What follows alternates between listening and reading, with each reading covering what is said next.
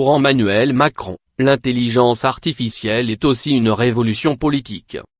Un choix qui ne relève bien sûr pas du hasard. Il adresse ainsi un message fort à la communauté tech mondiale, pour qui Vired est une référence, et se place, au passage, dans les pas de Barack Obama, qui avait accordé au titre une interview sur le même sujet en novembre 2016. Lire aussi. Obama, l'intelligence artificielle pourrait accroître les inégalités. Cette énorme révolution technologique est en fait une révolution politique, y déclare Emmanuel Macron. L'IA va soulever beaucoup de questions éthiques, politiques, elle va questionner notre démocratie et nos choix collectifs. Le président français donne l'exemple de la santé, qui peut tirer, souligne-t-il, d'immenses bénéfices du développement de l'IA et de l'accès aux données. Mais pas seulement. Il évoque, par exemple, la façon dont ces informations pourraient être vendues à des assureurs qui pourraient en tirer beaucoup d'argent. Cela pourrait totalement démanteler notre cohésion nationale et la façon dont nous vivons ensemble. Pour cela, il martèle, comme il l'avait déjà fait jeudi, lors de son discours au Collège de France, que ce qui doit nous guider n'est pas seulement le progrès technologique, mais le progrès humain.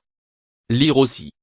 Au-delà des fantasmes, quels sont les problèmes concrets que pose l'intelligence artificielle? Emmanuel Macron, qui veut faire émerger en France des champions de l'IA pour faire face aux géants du numérique américains et chinois, a rappelé qu'il ne voulait pas simplement être sujet à cette disruption sans créer des emplois dans ce pays.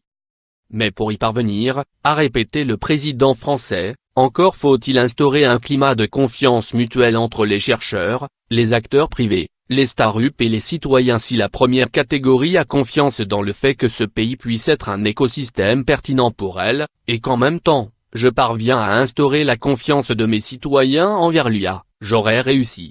Emmanuel Macron cite l'exemple de Parcoursup, la plateforme d'admission post-bac qui a succédé au très controversé AB. Le président français a annoncé jeudi qu'il comptait rendre accessible la plupart des algorithmes utilisés par les services publics, à commencer par Parcoursup. Si vous ne vous en occupez pas dès le départ, si vous ne considérez pas la confiance comme aussi importante que développer l'innovation, vous loupez quelque chose et à un moment donné, ça bloquera tout. Car les gens finiront par rejeter cette innovation.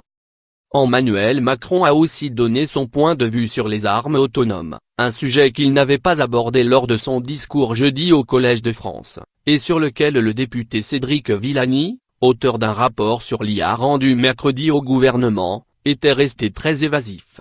Pensez-vous qu'on pourra un jour faire confiance aux machines intelligentes pour prendre la décision de tuer sans intervention humaine, lui a demandé le journaliste de Vired. Je suis complètement contre, a répondu sans détour Emmanuel Macron. Une réponse relativement proche de celle qu'il a donnée à Vired, qui l'interrogeait sur l'usage de ces technologies en politique. Pensez-vous qu'un jour vous prendrez des décisions fondées sur des algorithmes d'IA, avec un système qui vous dirait quelle réforme du travail vous devriez entreprendre, a demandé le journaliste. Je pense que ça pourrait aider, lui a répondu Emmanuel Macron. Mais, poursuit le président, quand vous prenez une décision politique, il faut une part de jugement personnel. C'est la qualité d'un décideur, et l'intelligence artificielle ne remplacera jamais cela. Et il y a une chose que l'IA ne remplacera jamais, c'est la responsabilité. Lire aussi. Intelligence artificielle, ce qu'il faut retenir du rapport de Cédric Villani.